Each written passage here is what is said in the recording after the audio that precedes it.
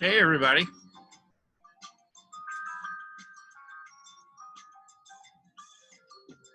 Hello, boss. Hello. There we go. All right. Hey, now I can see you. Now you can see me? That's right. Okay. How's everybody doing? Not too bad. Not too bad? Not too bad. Okay.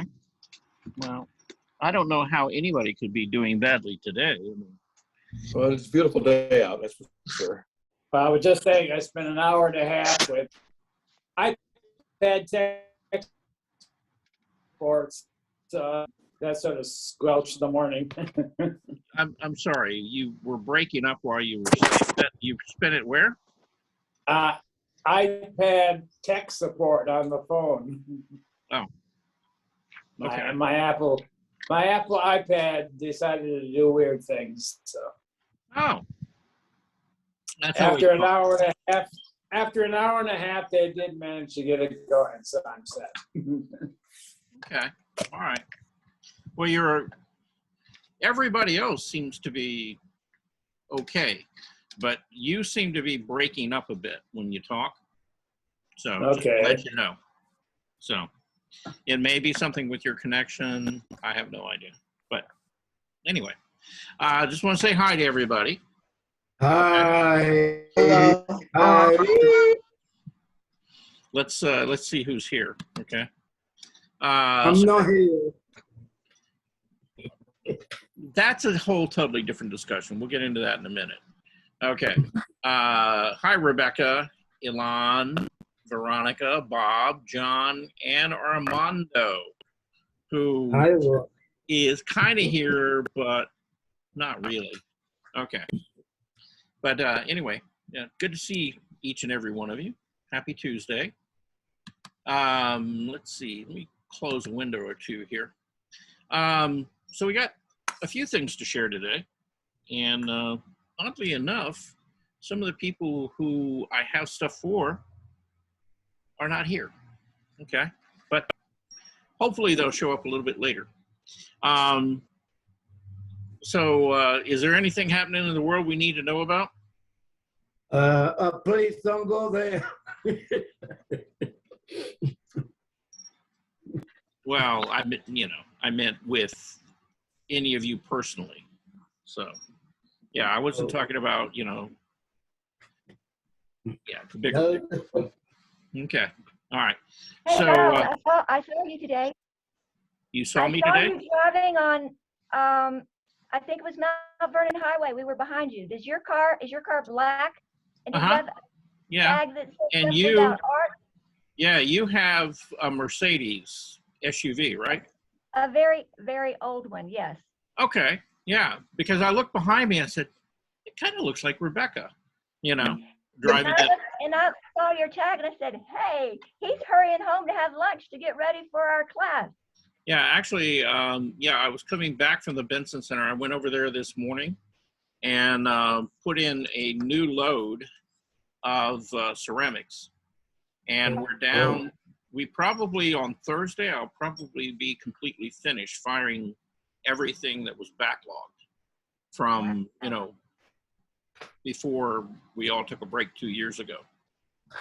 So that's good news. So if you guys have any clay pieces over there or whatever, they should all be fired. Mm-hmm. We should be able to move forward. I saw you at the center, yes. Okay. Yes, I was there. And I will be back on Thursday morning to do it all again. But I'll be there all day Thursday instead of just stopping in. I did want to make you guys aware of April 1st is when the Zoom classes end that I have scheduled so far. Okay. Now, what I've been told is it April 1st? It may be May. April. It may be April 2nd. Whatever that Friday. Let me see. I think Friday is the first. Is Friday the 1st? Okay, let's see. Let me look at a calendar. Yeah, okay. Right. So I have classes scheduled, on Zoom through April 1st. Okay. Now, I was, up until this morning, going to just go ahead and extend those classes. What I have been told is that I cannot do that. That I have to skip a week, the 4th through the 8th.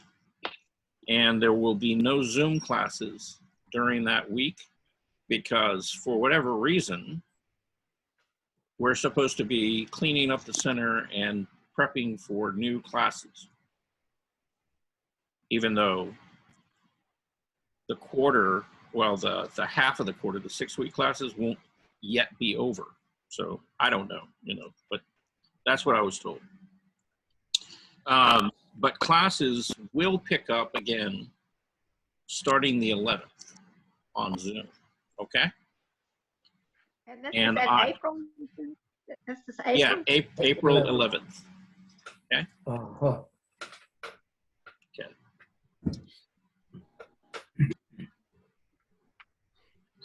And sometime before that, you will be sending out the links. yes, yeah.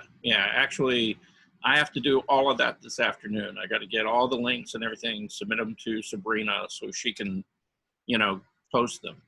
And you're still planning to cancel this class, right? No, I'm not canceling anything.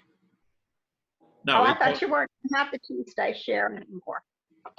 No. We're going to do Tuesday. We're not doing on Thursday. Oh, fantastic. Oh, Thursday. Right. Okay. Yeah, Thursdays. We're instead of doing Thursdays, and that's what I was getting ready to talk about. Thursday, April the 14th. Uh-huh. Is what I'm planning to be the first outdoor day of plein air. Okay, for any of you who are interested. Do we have to register for that outside class? Yes, and it's very easy. Okay, Mm-hmm. Somewhere in that week between the 4th to the 8th, they're going to make a day to register. All you have to do is call me, email me, text me, doesn't matter. Just get a hold of me on that given day, and I will be putting people on the list for the plein air class, okay? Do I have a limit for how many students? I'm gonna cap it at like 25, okay? So there's plenty of room, okay? It's no big deal. But for the Zoom classes, we don't have to do registration. No. Okay. No, the only classes of mine that you will ever have to register for are any of the classes that are on site, right? Mm-hmm. And or that plein air class. But I can email you and get on the list. Is that correct? Since I'm Absolutely. okay. And I have to do that on the 14th or before? On or before? I don't know what day they're going to set as the registration day. I will let you know. Okay? When I know what day they're actually doing the sign up, I'll let everybody know. But it's going to be somewhere between the 4th to the 8th. Okay? It's going to be one day in there. And whatever day they pick, that's fine with me. But I'll get everybody registered. And the thing I want to point out on this plein air class is you're going to have to be able to be mobile. You're going to have to be able to drive and get places. Number 2 is you're going to have to use basically your own materials. Okay. Unless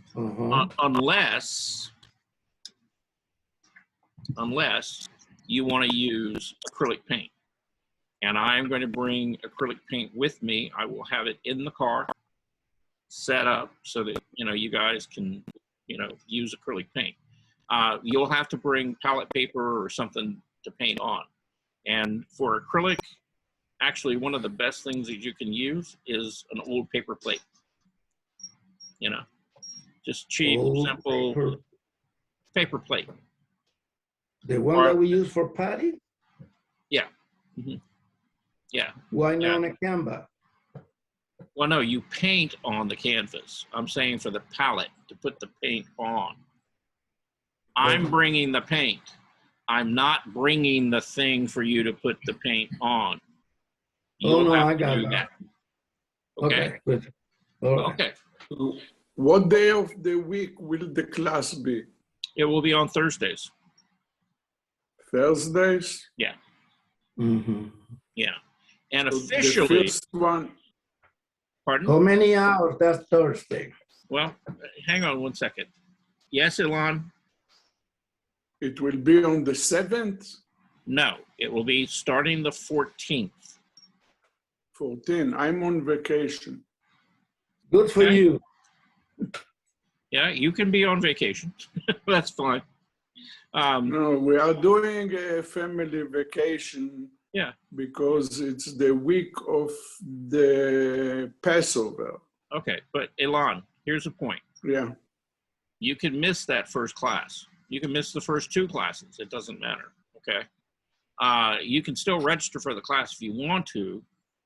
Again, we're going to register somewhere between the 4th and the 8th, okay? I don't know what day that is yet, but they're going to let me know what day registration day is, and then I'll let all of you know, okay? But you can sign up. You don't have to go to the center. You know, all you have to do is call me, email me, text me. That's all you got to do, okay? Okay. Yeah, if you let me know one of those ways, then I'll put you on the list. Okay. Now, where was I going before I got off track? Okay. The class officially begins at 10 o'clock. Okay. The class officially ends at noontime. Okay. Oh, it's only 2 hours. Oh. Listen. Okay. I didn't finish yet. I will start, you know, I will try to be on site wherever we're going to go. I'm going to try to be there by about 8:30 in the morning. Okay. You can come anytime after 8:30 and I should be there. Okay. I will leave there at around 3 p.m. Okay. Officially, the class is really only 2 hours, but I'm going to be out on site, you know, pretty much so that whole day. So you guys can, you know, stay and have, you know, acrylic paint and water available. And, you know, if you're using a paint box or whatever that I'm bringing with me, then you can use it up until, you know, well, you have to have it back to me by 3, because at 3 o'clock, I want to head home, you know, to try to beat most of the traffic, you know, wherever we are. Okay. I got my own box now. Yeah. If you got your own box, that's fine. If you don't, and you want to use one of the ones that I'm bringing out, you know, again, it's first come, first serve. So don't count on it being there. Okay. But if there's one available, I'm happy to let you use it. Okay. So, any questions about that? No. That's pretty much so it. Okay. Remind them to bring the lunch. Yeah. They're gonna stay. Yeah. I'll send that out in an email. I'll have a whole list of things that you should bring, like bug spray, a hat, water to drink, you know, food if you want to eat. Okay. But will there still be a second share day, or just Tuesday then for share? No, Tuesday will be the only share day out of the week. No, it doesn't gonna be wild animal that we don't need to bring a gun. Huh? Say what? I said, it doesn't gonna be an area where there's some wild animal or bear, so we don't need to bring a gun. You know, I can't give you any guarantees, right? The world is a risky place. I don't track all the bears in North Georgia, okay? Or Middle Georgia, for that matter of fact. Bobcats, skunks, you know, carnivorous squirrels, you know, I mean, yeah, I can't be responsible for any of that. You know, proceed with caution, right? Okay. All right. Anybody got anything else? Okay, good. Let's jump into what we got today to look at, because we got a few things. Okay. So, why is that in front of the other one? Okay, I don't know. All right, so let's share. We're going to start with Armando. Uh-oh. And Armando sent me these, okay? And Armando and I are going to have a conversation about this. Well, I thought we should do that thing. Let's see who does a better job. You thought you should do what? We should do that. I got it on Google for that guy, for that. Yeah. James Webb? Yes. Telescope. Yeah, the thing is, Armando, none of these, I don't know where you got these at, you know, but these are all, yeah, these off of Google, I know, but the actual website, I think if you went there, you would find none of these images actually came from James Webb. No, it looked to me like it's a paint from somebody. Well, it is. It's an artist rendition of, you know, what James Webb might see. Okay. Okay. Yeah, you know, different exoplanets, things like that. Okay. But none of these are actually from the James Webb Telescope yet. Okay. Yeah. And that's because they just last week got to the fine focus phase of you know, of the Webb telescope, and it took its, I think, first 8 to 10 images, which are really just of, you know, galaxies and star systems, but from, you know, no real close-up detailed stuff so far. And it was using one particular star as a focal point, you know, for them to fine focus it. And they just got it, like I said, they just focused it last week, and they got a absolutely amazing photo back. And within that photo, you know, you can see like 40 or 50 galaxies, you know, in the background. It's pretty amazing. And you know, one of the things that they kind of suspected but didn't really know is that a lot of these galaxies bump into each other, merge. Okay.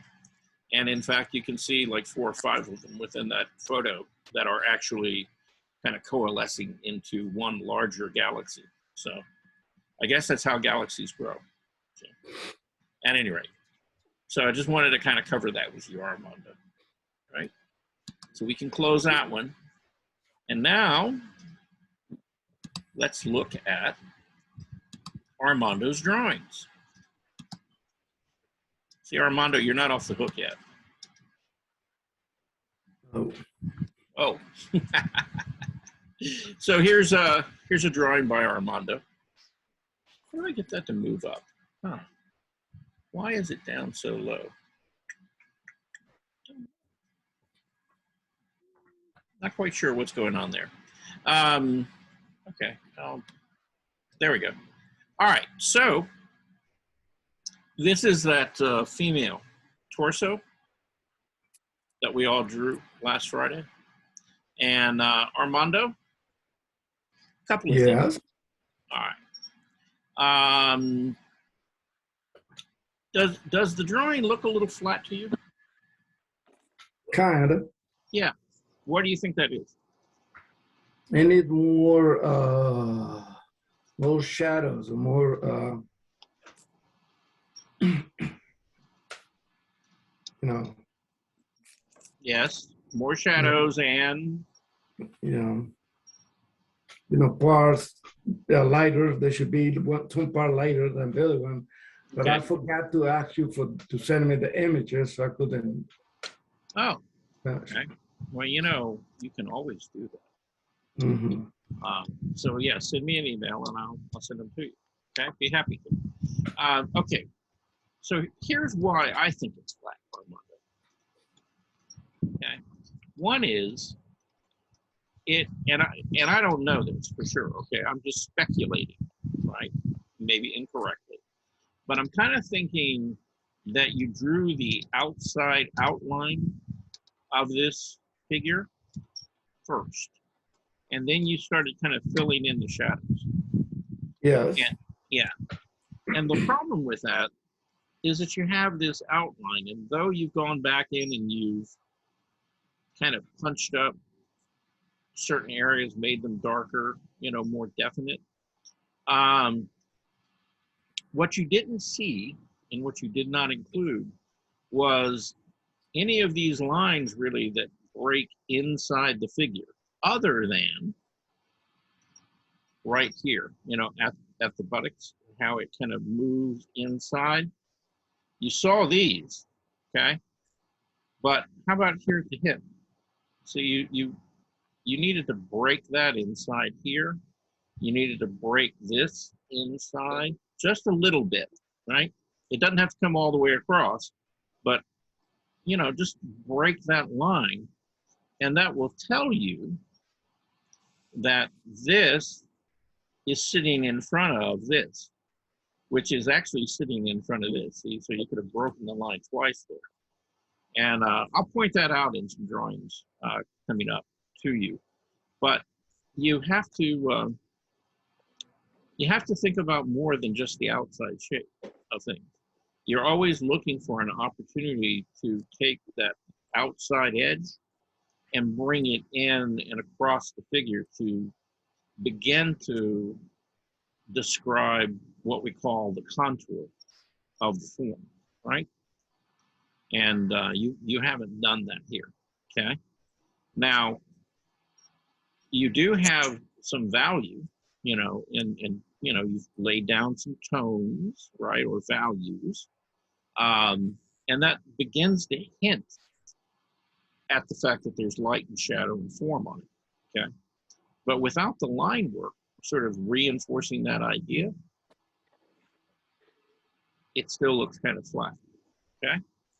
Mm-hmm. So we'll talk more about this, okay? You know, as we move along today, because you know that's something I want you to really begin to get a grasp on and understand, okay? Mm-hmm. And oftentimes, you know, these things are really pretty subtle, okay? So you have to look very carefully, you know, at where they are, okay? Mm-hmm. All right, so let's go to the lady who was sitting in the chair, okay? Yeah. Yeah. Now, this was a short drawing. This was only a 10-minute drawing. But, okay, you kept it as a line, okay? You didn't really try to put a lot of values and tones, lights and shadows and things on it, okay? And where you focused was the area that I kind of suggested that you leave alone, which was her face. But you know, and that's okay. You can do what you want to do. So you kind of focused on the face and you forgot the rest of the figure, right? You kind of indicated that there's more figure to her, but you didn't really develop it, okay? So let's talk about the face, all right? So you got two eyes, you got, you know, a letter J, you know, that looks kind of, you know, to symbolize a nose, and you have a shape that's kind of like a flying saucer or a lamp, you know, for her mouth, okay? So really what you're doing is you're you're putting down these sort of flat symbols, you know, of what you think a nose is, or what you think an eye is, or what you think a mouth is. You know, and faces are complicated, and they have form. You know, you have at least two planes that you're looking at there. You have the front plane of the face and the side plane. And you haven't used any value, so you haven't really been able to describe what's on the side, what's on the front. Okay. And you can do it with line, but you have to do it very carefully. And there's ways of telling the viewer that there's a form there with line work, but you have to use what we call overlapping shapes. And just like on your torso of the female form, you know, you also have to look for those areas that where one shape breaks in front of another. And you know, you don't really have much of that here. Okay. So so we're gonna talk more about breaking that outline and, you know, creating the illusion of form with line, you know, as we go on. Okay. We have your, you know, the lady who was sitting on the steps. All right. And here you got a little more value in, you know, and you've got the, you know, you got more of the figure, you know, including the hat, you know, and you almost got the feet on the page, but not quite. But again, you know, we're looking for those shapes, you know, one shape breaking in front of another. Now, you were a little more successful here in the sense that, you know, her arms were coming forward and crossed or came in front of her body, and they were resting on, you know, one of her knees there. And the thing is, it's like, yes, one hand was resting on the knee, the other hand came out from underneath it. And you didn't quite get there on that one. With the legs, you kind of separated the legs. You can really see one clearly, the other one we're not so sure about. But again, you know, it all goes back to looking for those overlapping shapes, right? And you know, where one thing breaks in front of another. Now, proportion-wise, okay, yeah, kind of in the ballpark. But you've got her leaning backward, and in fact, she was kind of leaning forward. So, you know, your drawing's a little kilter there. Let's see. You got some flowers, okay? That's not me. That's not you? No. Oh, no, that's Bernice. Okay. All right. All right. Well, I'll talk to Bernice about her flowers when she's here. But you get what I'm talking about, Armando? Yeah. Okay. Yeah, and I'll point things out to you, you know, as I see them. And, you know, we'll keep talking about overlapping shapes. And in fact, I'll start with Bernice, okay? If you look at this drawing, right? So she's got, you know, a section of a branch of a tree with, you know, some blossoms on it. And notice that the blossom here feels like it's kind of coming forward. This one's kind of coming forward. These are coming forward. What do you think that is? Well, that's the part closer to your eyes. Well, they're bigger in scale, right? Yeah. And then she has the actual branch, right? It's moving back at an angle on each of them. But notice how she puts the petals in front of, you know, that little stem right there in each of them, right? So our eye reads that as the flower is closer, right? One thing is sitting in front of another. And she hasn't added any shading or anything, but you still get the idea that the flowers are closer to us and that the limbs, the branches, are moving away from us, right?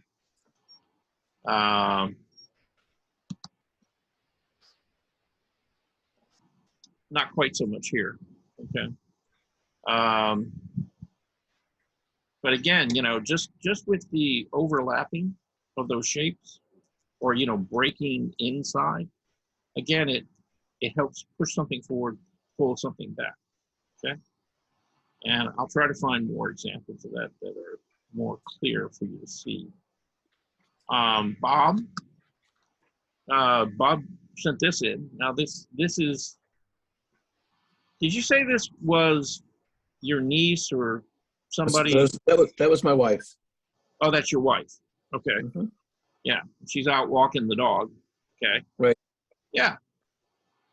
And is this oil or is this pastel or pastel? This is pastel. Right? This is pastel. Yeah, that's what I thought. Okay. So, overall, everything's beginning to, work pretty well. And for as small as that figure is, Bob, you did a great job of, getting the proportions and light and shadow on her. You've actually got a face that's pretty recognizable there. How small is this? Is her figure? It's only a couple inches, right? Well, I'll give you an exact measurement. Okay, give me an exact measurement. Am I right? It is 4 inches tall, the whole thing, her whole body. Yeah. It's a little bigger than maybe I thought it was, but still, 4 inches is not big. And for you to get the the indication of detail on her face and things is, you were working with some pretty sharp pieces of pastel and pencil there. And I was using this little device here. I don't know if anybody can see it. My magnifying. Oh, your magnifying glasses? Yep, and that helped a whole bunch. Yeah, I'm sure. Yeah, I'm sure that would. So those are like jeweler's glasses, right? Something like that. Yeah. Okay. Yeah, but no, you did a really nice job. On her figure. Now, I do have one suggestion for you. Okay. Please. There where the dress comes in front of her legs. Mm-hmm. I'm reading that because of the shape of it, kind of like a dress. Mm-hmm. One of those legs, I would expect to be darker in value than the other. The one that's moving back, you might want to just kind of tone down a little bit. That would let the other leg come forward. Okay. Basically, it would be the leg on the right would be the one that's further back in the original photo, and the one on the left is the one that be coming forward a little bit. But Okay. but she's almost standing straight with both legs almost in the same position. Do you see any kind of cast shadow or anything from the dress onto the leg? It's very, very minor. Very minor. I mean, I can enhance that easily enough. That's for sure. Yeah, but you could. You could. And I think it would help because right now you've got that darker line at the top of the leg where it meets the dress, mm-hmm. and it kind of flattens out the shape because that line sort of goes all the way around the leg. Okay. And so if there's a value or a tone there, that might help push it up under the dress a little bit. All right. And I know it's a little thing, but it's kind of a big thing, since she's kind of the focal point of the whole piece, right? Right. And you might experiment with, you don't have to draw the whole figure, but draw the legs, and just darken the one that's moving back, down just a little bit. It's like a 1 or 2 step value difference, and see what that looks like, and see if it doesn't look like one is moving forward and the other is moving back. Okay. Right. Yeah, so it's not like a big radical change. Just just a little tweak there, and that might help. And then you can do kind of the same thing with the legs of the dog, because they're kind of equal, and whichever one is coming forward, possibly keep lighter, and then just shade the one that's moving back, back just a little bit. And again, that'll kind of imply the motion, and again, get something to move forward. Push the other one back slightly so it becomes a little more 3-dimensional. Okay. Okay. Skip this guy. There's the reference. Okay. Fran Littner, who has been in the class on and off for really about the last month or so. She sent this in. This is a piece of pottery that she had done way back in college. Okay, and evidently she started this off. If you look at the bottom part, I'm speculating because I wasn't there watching her. But she used this, or she built this in two different processes. One was a pinch pot, the other was coil. And so my guess is that she started off doing a pinch pot, did the bottom, and then she used coil to build up the rest of the form in the pot. But it turned out, it's a nice piece. It kind of reminds me of something that's kind of Asian, and maybe the suggestion of this Chinese coin here. But just looking, even if that weren't there, just looking at the pattern and the texture and the color, it kind of reminds me of something either out of the arts and crafts movement or, something out of Asia for whatever reason. But it's a nice piece. It really is. Then we have Mr. John Gigliotti. Okay, you're around? Yep, I see him. Okay. I'm here. Yep. Okay. So, and this is another teachable moment for Armando as well. Again, Armando, you see how he has the flowers arranged and how they oftentimes slightly overlap each other? And there's a slight size difference between the ones coming forward and the ones in the back are slightly smaller, right? Yeah.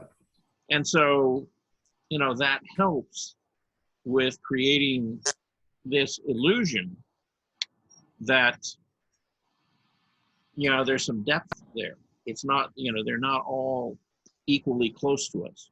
So things are moving back, things are moving forward, right? And in particular, it's the overlapping shapes that help him do that, all right? Now, the other thing I want to point out is the change in value, okay? So he has intentionally, it seems, gone back and softened the flowers back here, by rubbing them back slightly, and he's got more contrast in the ones moving forward, right? And he also keeps your focus, because of the contrast, really kind of right about in here, right? Even though there's things going on up here and they seem to be getting closer to us, they're not, our eye doesn't go to them as much as it does really right in this area. Again, because there's a lot more contrast in this area. So, in long and short, John, you worked that out pretty well. And Thank you. Yeah. Yeah. And, I can kind of see where you started off and you kind of simplified the shapes a little bit. The only thing I would say is, see here where the big leaf coming forward, it kind of meets the edge of that flower right there. Right. Somehow, compositionally, I would have moved that leaf either further up behind the flower so that the flower really broke in front of it more, or I would have moved the leaf down and got it off the edge of that so that there was a little more of a gap in there and the flower was. Right. But yeah, you're creating what we call a tangent, right? Where two things come together and they kind of just line up next to each other. And so it really does, it makes that your eye just go there, and stop. Right. And what you want your eye to go there, but you want it to go there and then you want it to be able to move around. And a lot of it should be more like it did the leaf on the left. Where a little, where this small part and this flower actually break in front of it, and this feels like it goes back behind them. Yeah. Okay. Yeah, when it gets close like that, there's just something that makes it kind of feel uncomfortable, right? And you don't want to make you don't want to make people's, the viewer uncomfortable in looking at it. Right. Because what that does is that keeps their eye locked on that one area for too long. And then their eye begins to get tired very quickly. And then they want to look away. See? So if would it have worked if the leaf went over the flower instead of the flower over the leaf? Yeah. You cut off that part. Yeah, it could work either way. Yeah, if the leaf went in front of the flower, then that would push that much closer to us, right? Right. Yeah. So either way, but anytime when you come, into the situation where we have those overlapping shapes, make it clear that one thing definitely sits in front of another. Don't make it, ambiguous where they kind of just meet, there. Okay. Okay. In your, okay, yeah, there we go. Now, okay. Armando. Yeah. And John. Okay. Again. Okay. So. I'd say he didn't, look better because he didn't put the line in the middle of he just put the shadow, and then he did. You can see the muscles of the body. Yeah, I can see that. He did. He's got a tone, and really where the spine is sitting right here, right? Mm-hmm. And he's got this big shadow over here, which you had as well. Okay. But the difference is, look at the line work that he used. Okay. And you see how it varies for one, but it's not an outline. See right here how this comes up, and then see he breaks inside. Just this little bit, like right there. See, pushes this part of the buttocks in front of this part of the hip, right? Same thing here. See how, he comes in and, he brings that, pardon me, inside slightly, right? See, he breaks it in front. The same way, he picks up the line here, and then it picks up this shadow and kind of moves inside. So again, this is sitting back behind this, which is sitting in front of this. Right? So it kind of tells you where everything is. Now we all know it's a flat sheet of paper, but the illusion is that something moves forward, something moves backward. Okay, and that's what you want. You want to create this push-pull and be able to explain to people, what part of that is closer to me, what part of it is, a little further away or sitting behind, part of it. And by breaking those lines inside, it helps you do that. Now, I think we looked at this already. Yeah, it's the same, yeah. Now, this is your 10-minute figure drawing, and this was the standing figure holding the cloth or piece of clothing or whatever it was in front of her. And you were using, it looks like Conte crayon on this. It's a Conte. It's the first time I used it, and I wasn't too sure how to really work with it. But yeah, that's a Conte, yes. Okay, yeah.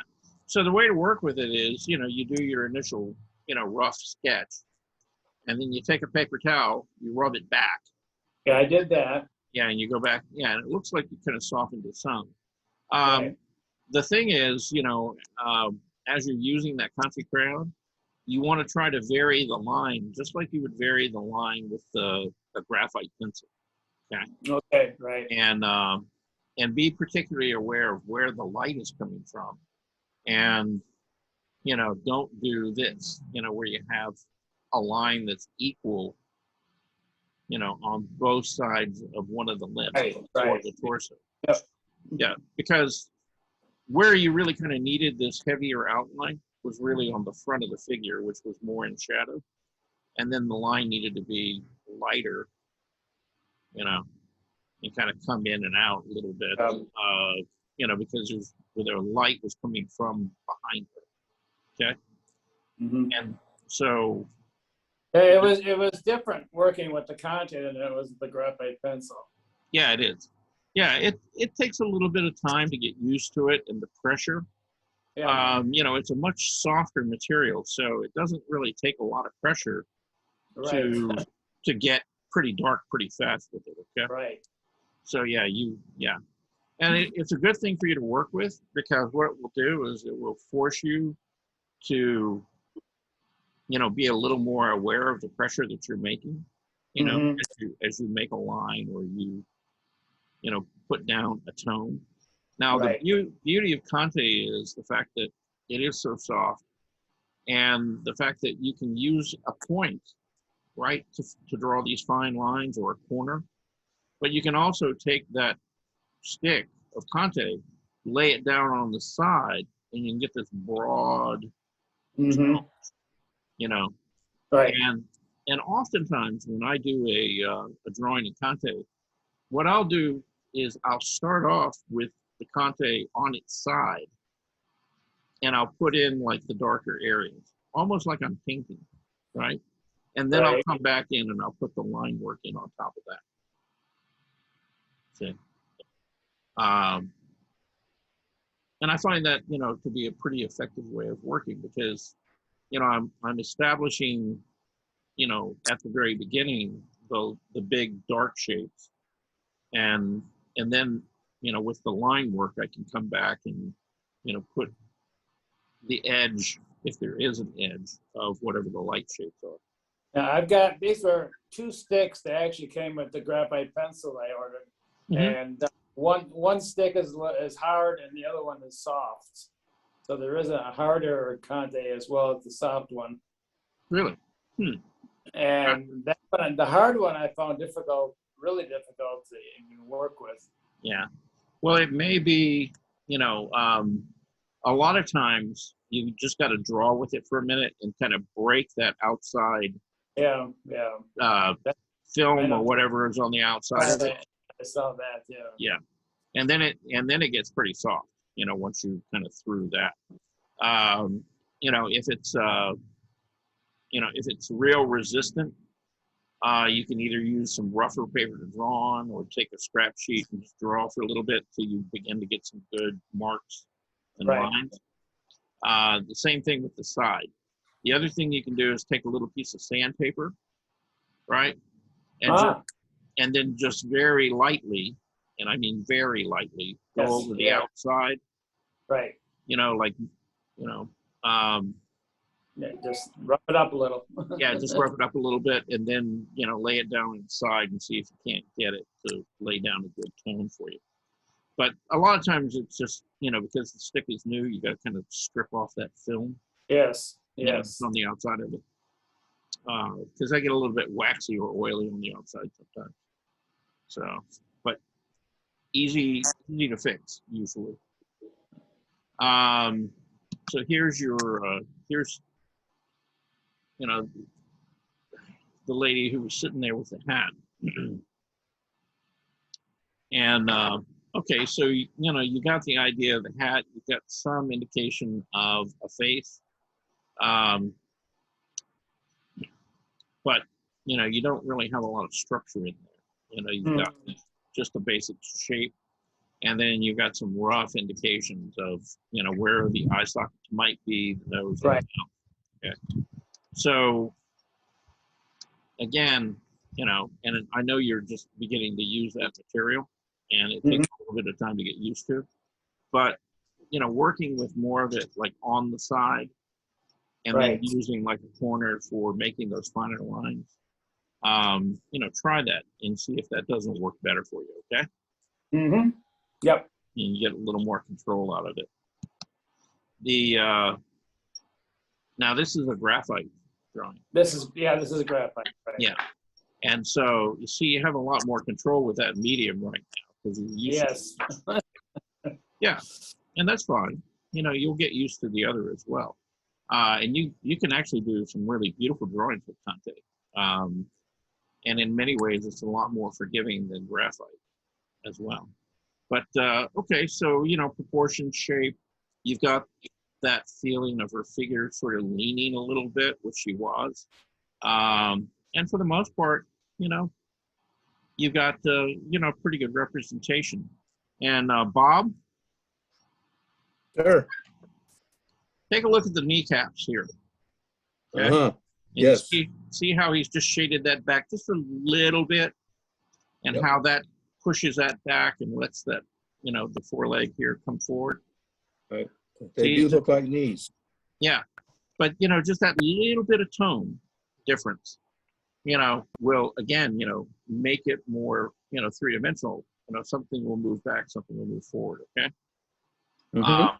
So just keep that in mind. That's always a good Okay. thing to have in your bag of tricks. You know, always think about the value, and you know, even though you may not be able to visibly see like a real stark change in value, you know, just that little bit of subtle shift in there sometimes will help, you know, kind of create a little more form visually for you. Okay. All right. Mr. Ilan. This is Ilan's interpretation Yes, sir. of Starry, Starry Night. And, you know, I have to honestly say, Ilan, I haven't spent like a lot of time looking at this, but, you know, it's like the more I look at it, the more I see in it. And in fact, you know, this is, I can see where this is almost like an expressionist painting, of which, you know, Van Gogh was a post-impressionist, but they inspired the expressionists. But the movement. And this almost reminds me of Chagall. Yeah, a little bit. Yeah, Chagall. It also reminds me of Klimt, you know, with the little kind of abstract graphic shapes in here. You know, just this little pattern and texture. You know, particularly like these rectangular shapes, which I know are supposed to be rooftops and buildings and things like that, but they become more of a pattern to me. And you know, really nicely done. You know, I like this piece. It's a lot of fun. It's great. I like it. I get it on very good. Yeah, and I really like, appreciate it. yeah, and one of the things that I actually like about it the most that I want to talk about is you see how he has it sitting on the canvas. He's treated it kind of like a vignette. He hasn't gone all the way to the edge. And the other thing that he did is he tilted the landscape. So it's really a tilter a little bit. And so it really gives you kind of this, you know, very striking view of the landscape. And it kind of moved, you know, with all the lines and motion and everything else, it kind of goes along with it. So nice job on that, Ilan. Like that. Thank you very much. I got some. Yes. Very good. Yeah, you got it. You got an A for today. Okay, that's a nice piece. Thank you. All right. Is Jean here? Jean Goldstein? I don't know. Yeah, she has troubles on Tuesdays every once in a while. This is a painting that Jean did. Pardon? That's nice. It's a little bit different than she usually does. Well, yeah. I don't know that she really considers this finished or not. I hope she does, actually, because she's really simplified and abstracted, you know, the architectural elements, and you know and it's a nice play of those sort of harder architectural shapes against the soft kind of trees and the reflection in the water and the cloud. So it really makes a nice piece. It really reminds me of being down in Piedmont Park looking back toward Midtown. Right. You know, and if she were here, I was going to ask her about that, because it really does, you know, it looks like, you know, that scene along the little lake down there, you know, which I've seen quite a few times. It's a nice painting. It is. And I think, I think she said this was acrylic. So she's mainly working in acrylic these days. And then this piece. Now she just calls this an abstract, but again, you know, this is kind of a borderline expressionist painting, and it's not really all that abstract to me. I mean, it looks kind of like flowers, you know, kind of growing in a flower bed. And does anybody else see that, or am I crazy? No, you're not crazy. No, you're good. Well, I probably am crazy, but that's, you know, that's a whole nother yeah, I mean, that's kind of how I read it, and it's nicely done. The only thing I would say here, I mean, she's got a lot of motion and movement and stuff in it, and I kind of wish that she would have made some of the shapes of the flowers, you know, like in here, I think it's fine. You know, she's got enough paint down there, but in the yellows, it gets a little bit kind of thin and, you know, wispy. And I'd like to see, you know, some bolder, stronger shapes in there, you know, for the flowers, which would make them kind of come forward more to me. Yeah. Anybody else got any thoughts about that? No, I like it. It's a nice piece. The yellow on the right side of the painting kind of comes really forward. Yeah. Yeah. Well, this one, because it's against this green background, and this light yellow, because it's against the black, you know, do pop out more. But like in here, you know, it gets a little fuzzy and things begin to get lost a little bit. So, you know, just a little more paint, you know, for the flower parts, I think would have, you know, would have popped it out a little bit more. The other thing she could have done is she could like hit it twice, kind of the way she did with the pink. You know, she used the pink and then she had some white in it. And then she also came back in with like this darker purple. And it made them feel a little more solid, you know, because of the change in value. She kind of did that here a little bit. But yeah, I think she could have pushed it a little bit more. You think she double loaded the brush? I don't know. I doubt it. You know, it looks like it's more layered than you know, like loaded up with a double color in it. We can ask her, you know, when we see her next. But no, still, you know, it's a really nice piece. You know, it's nice. It's a nice composition. How it sits on the page, and you know, I just like to see her kind of push it just a little bit more on the flowers themselves. Okay. Is June here? Miss Wang? Yes. Yay! She is here. Okay. All right. So June?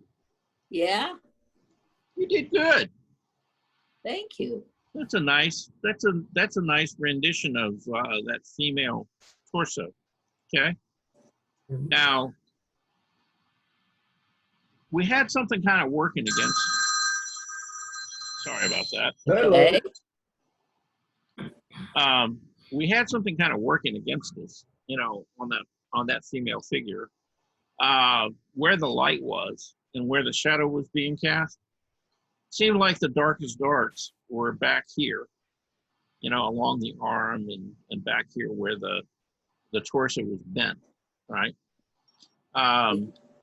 And so because of the contrast between the background and the shadow itself, that tends to want to jump forward. You know, that seems to be like the first thing you see on the torso itself, and also in the drawing a little bit. Okay. And so, you know, one of the challenges here is figuring out how you're going to go about trying to pull like this area of the hip, you know, forward and make it feel closer to us, and then get the rest of this to kind of sit back a little bit, right? And so really the only way to do it is with value and how you use the line, you know, the outline, if there is one, right? Now, in your case, you know, you put a very light outline around it. You came back in a couple of places, like the shadow under the arm here, the shadow under this arm, and then, you know, coming in to the back here. Yeah. And then right here, you know, as the leg came from under the buttocks and then hit the surface of the table. Okay. So you've got some in there. Where I kind of would have recommended that you use it was like from this point around here, you could really beef up that line right there and make it like really dark, which would tell you that there's weight on it. Okay. And then here, you know, you could leave it exactly the way you've got, because again, it's darker, but it's not going to compete with this, and this is going to come forward. Okay. The other place you could use it is like right on the inside here at the top. Again, you know, that would help push a lot of this forward. But as far as seeing the shapes and getting this feeling of, you know, the shadows and things moving from the outside edge into the form, you saw just about all of that really well, and you got it in there. So you did a good job, you know, with that. And it does feel like it's got some weight and some form to it. So, you know, that was a nice drawing. Okay. Thank you. Now we have this guy, and I don't know, you know, he could be like Ho Chi Minh or somebody like that. I know he's me though. Okay.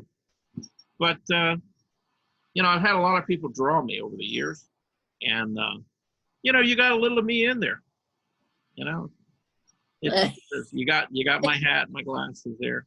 So, you know, and you got me all bundled up. So you must've caught me early when I had my, you know, my fleece top on. So, but you did a good job with that. Then we have, you know, my friend, Tess. And, you know, you've got a really nice sensitive drawing here. The face itself, you know, you got nice contrast between the light and shadow. You got the center line of the face off a little bit, you know, because it's probably, you know, the nose is probably sitting more over here if you look at the distance. But still, you know, it reads as a face. You know, you've got, again, the light, you've got the overall shadow, the core shadow right here, which pulls this cheekbone and everything forward closer to you. And the focus, you know, is really up and around the head. You've got the hands and the arms coming down, but you haven't overemphasized them. So again, you know, your eye keeps going back up here around the hat. And so, you know, it works. You know, it's a nice little sketch. You know? Now, was this the 30-minute drawing, or was this a 10? I think 30, right? Yeah, I think it's 30 minutes. Yeah, because we did her twice. We did just a quick 10-minute, and then we did the 30. Okay. Then we have the girl sitting in the chair. Okay. And you know, number one, you followed what I suggested, which was you don't worry about the face and the head so much, and you actually work with the figure and trying to get the figure sitting in the chair itself, and you did that. You know, it works. You know, you got the feet coming forward, you got the hand. You need to get kind of rid of this line right here because it cuts the hand in half, because the hand actually came in. Didn't it come in front? I'm trying to think. Trying to remember what that actually. Yeah. Let's see. I think I've got that here. Maybe I do. Maybe I don't. Nope, I don't. Anyway, yeah, I think the hand came in front of this leg just a little bit. So again, you know, it's that overlapping shape right there. So go back and take a look. Did I send you the reference for that, June? Or did you get the reference for that?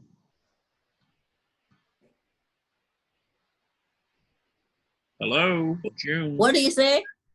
I asked, Do you have the reference for this drawing? Did you get the image off of, did you take a screenshot? Yeah, you give us the image. Yeah, I sent it out to a bunch of people, yeah. Okay, so Oh, you I got it. didn't get this image. Huh? I didn't get it.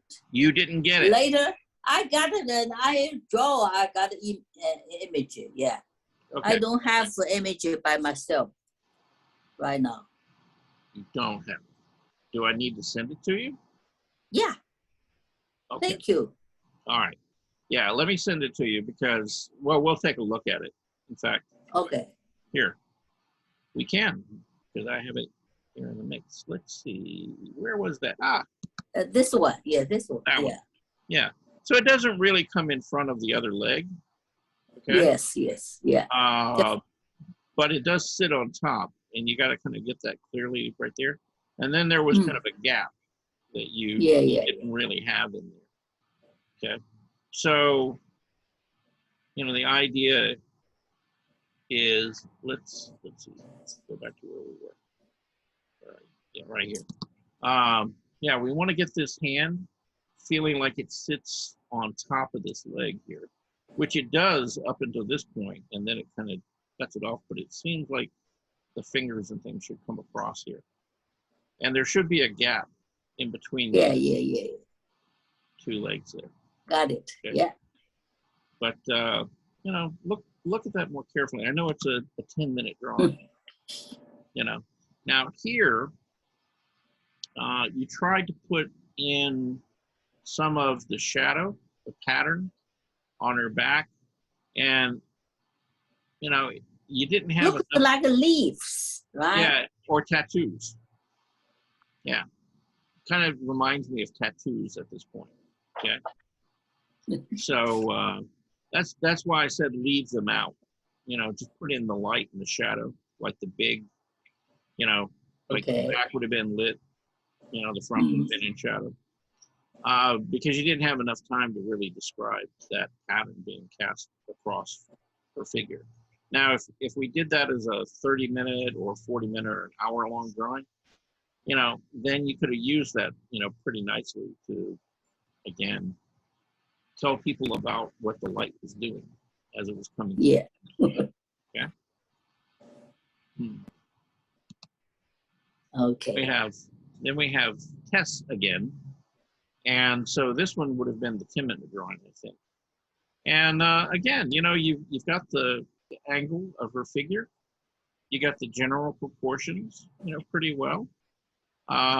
So yeah, for a 10-minute drawing, it seems to work pretty well. Your flowers. Okay, so you do nice flowers. This is what did it? This is what? This is the I think the last month did it. You already talked about that. Did I? Okay. Yes. All right. Well, I was going to talk about it again, but I'll just leave it at you do nice flowers. Okay. Let's see. How about this one? Thank you. Well, we talked about this one too, because I talked about the green spot on your face and how to take a X-Acto knife and scratch that back a little bit. Right? Yeah. All right. So moving on, we got Susan. And so I got a lot of things to say to Susan that I already said to you, Drew. It kind of applies. But overall, Susan, you're getting better at getting values in there. And does this feel like it's got some weight and some form to it? Yeah. And, even your line work, is getting more varied and better. So you're improving, in a lot of areas there. Again, kind of the one of the big problems was, how do we get this hip to feel like it's closer to us than the back, even though this has got a darker value in it, more contrast? And the way you could have done that was by really pushing, that line underneath, and that would have given it some weight. And I'm saying, you know, just from this area, not back here, okay, but yeah, right in here. Okay. And that would have pushed that front leg and the hip closer to us, you know, pushed them out. Okay. The other way that you could go about it is you could come back and you could rub back some of the value in here and soften it a bit so that it's not quite so strong. Okay. There was a dark shadow there, but yeah, you got to kind of watch how dark you make it in comparison to everything else. Okay. Because remember, you're trying to kind of push and pull space. Mm-hmm. So here are your two figures, right? Both Right. both sitting. You know, one in a chair, you know, one on a step. Okay. And again, you know, with this, you've got the angle, you know, pretty nicely. The proportions are a little kind of wacky on that one. Your proportions are a little bit better on the figure to the right. Okay. Okay. Go back and find that again. There we go. But again, you know, these are like 10-minute sketches. And, you know, with those shorter drawings, Susan, it's not so much about getting everything done as much as it is just be really, really careful with getting the size relationships and kind of some indication of what the figure is doing. Okay. Okay. You know, so if there's an angle, you know, to the legs or something like that, check that, you know, and again, it's not about getting more detail in, it's about getting it more accurate to what you're actually seeing. And that's what those shorter drawings are really for, okay? Because they stop you from getting wrapped up in details, right? Which I highly encourage, you know, not getting wrapped up in. You know? Okay. It's, you know, it's one of these things that I talk about a lot about drawing and painting is, you know, as a painter or, you know, or drawing something, how do you stay uncommitted for as long as you can, right? You know, keep it open. And so, you know, it's really like the first half hour of a drawing or a painting is really kind of about finding, you know, where things are, what the proportions are, what the size relationships are, you know, before you ever try to make anything really even look like anything. You know, you're not really trying to make it look like a leg or an arm or anything, but you're trying to get where it is and where it is in relationship to the other parts that are there. And once you get all those relationships, you know, working, then you can start, you know, really working and trying to make it look like something. So then, you know, keep it kind of loose, keep it kind of open. Okay. Now, these are the same orchids that we looked at from June. And now you're using colored pencil on this, right? Yes. Okay. Yeah. Now you did one of those drawing things that I talked about not doing, which is when you're laying down, let's say you're trying to fill in an area, right? And you're doing what we call hatching, which is what's going on, if I can see it, like right up here. Okay. Okay. And when you do that, don't ever do it at 90 degrees. Okay. The reason being is you get this really strong kind of pattern or texture, right? And it kind of flattens out the shape. When you're beginning to lay a value or a tone down, or you're trying to build up an area, you know, and build up the color in it, it's like put it down, you know, in one direction, and then once you've made one pass of that, turn it, but just turn it slightly, like 5 degrees, you know, maybe 10 degrees at the most, and then put down the next passage, and then turn it 10 more degrees and put down the next passage. Okay.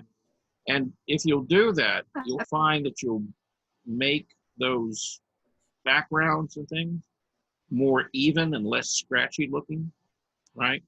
Because, layer after layer, they'll build up on top of each other and they'll fill in sort of those gaps, with the white paper coming through, and they'll look more solid and be less distracting to the eye.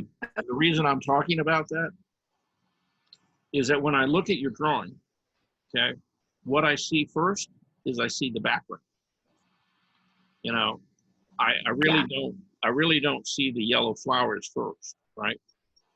And so when we put those backgrounds and things in, we don't want them to dominate, our actual drawing, okay? The thing that we want people to look at.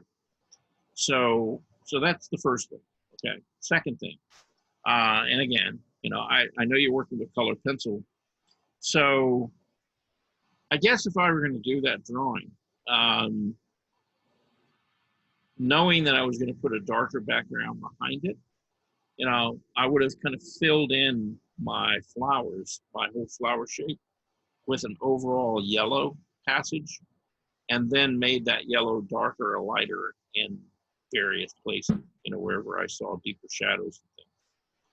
And then use the red to kind of punch it up a little bit, which you did, which is fine.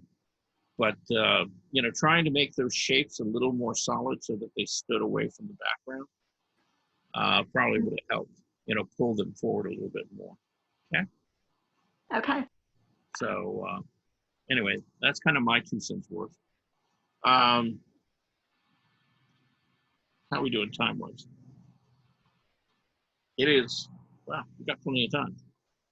It's only 3:15. Wow. Okay, so I'll go back. I'll kind of show you. Okay, yeah. All right, so we've talked about her, right? And so this is my drawing that I did. And, I did it within the 30 minutes that we had. So again, we got a lot of the same forms. I got fairly dark over here on the left side, or I'm sorry, the right side. I don't know my left and right anymore, I guess. On the right side of the figure. But then I kind of countered that with this stronger outline, down this leading edge of the figure. Again, to kind of pull this side forward and let this side kind of sink back. And again, I pushed the value here where it met the surface. Again, to kind of push, and let this hip really move out forward from us. Now, I was using Conte, and I was using it on newsprint. And newsprint isn't white. It's kind of a buff color, so it's already got a little bit of a value to it, versus like bond paper.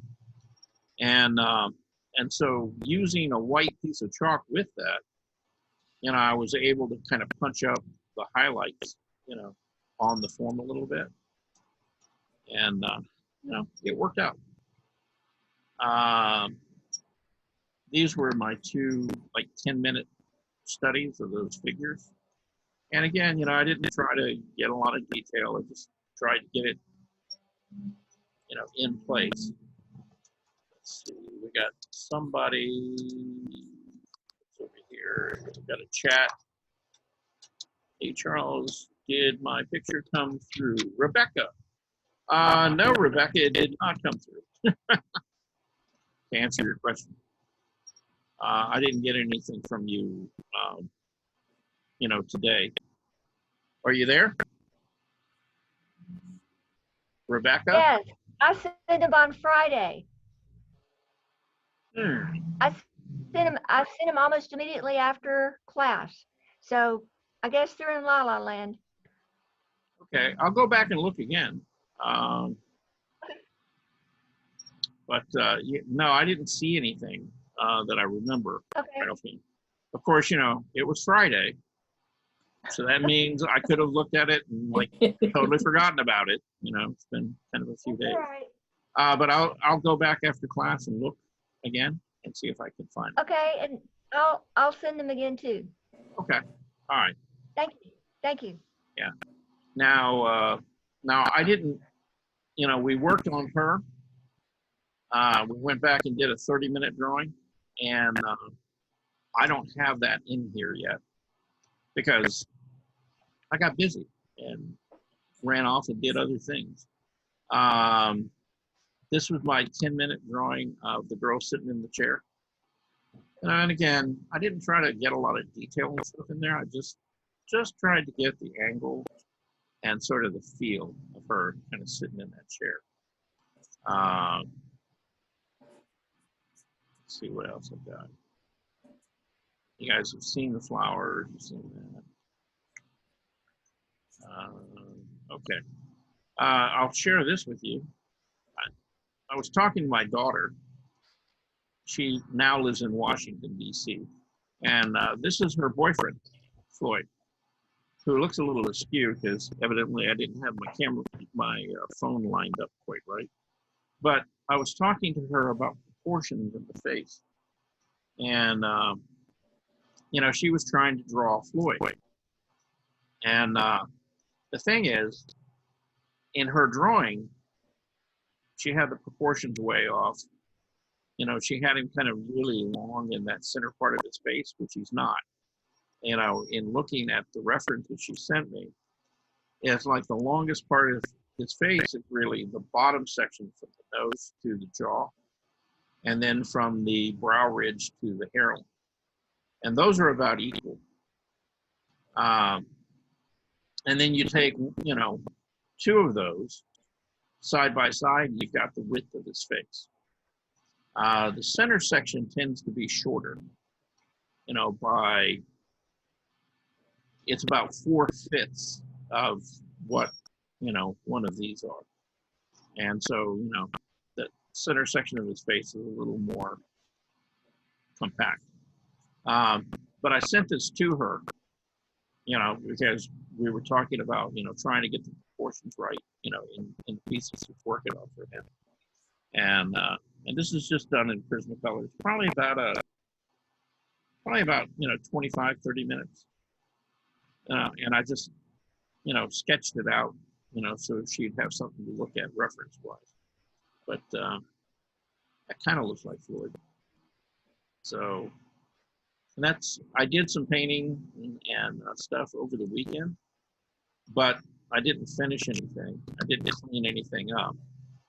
When I got back home, I liked what I had, but I had a lot of paint on it, and so I just knocked it all back, softened it, and had good intentions to work on it some more so I could share it with you guys today, but ran out of time. I wonder how that happens. So anyhow, hopefully I'll be able to share it on Thursday. So hopefully I'll get some time between now and then to get back to it. So that's all I got. You know where the road to good intentions leads, right? Yeah. Yeah, I'm well on that road. I've been on that road so many times. Well, me too. Haven't we all? Yeah. Yeah. At any rate. How do you like my new studio out here? Looks beautiful. Yeah. Yeah. I seem to be in the dark. I don't know. Yes. You're backlit. Heavily backlit. Yeah. Actually, while you guys are still on, let me go try something here. Okay. I've got one of these overhead lights. Let me turn it on and see if you guys can actually see me.